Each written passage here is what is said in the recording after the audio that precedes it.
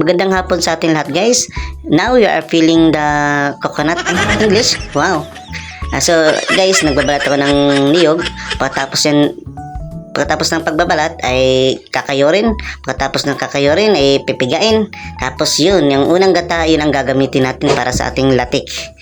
So guys, ito kayodong para sa ating pagtitinda. So ngayon, nagbabalot sila sa mga suman na gagawin. Maganda yan. Ayos yung mga pinabalot nila.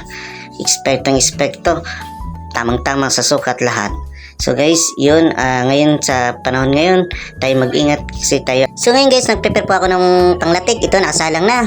Ito guys, ito yung tsura niya, nakasalang na may asukal na. So guys, nag-ihaw pala kami ng bangus para sa aming hapunan. So guys, nakasalang na pala yung suman. So antay na lang po for 5 hours. So guys, ito na 5 hours, ito na yung resulta niya. So luto na guys, ito na ang ating finished product. So guys, tingnan nyo lang. Thank you for watching guys. Happy Halloween. Mag-ingat kayo sa maghapon. Bye bye. Salamat.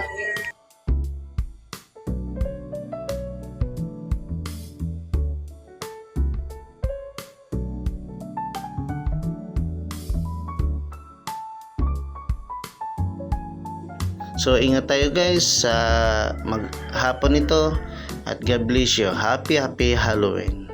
Bye bye.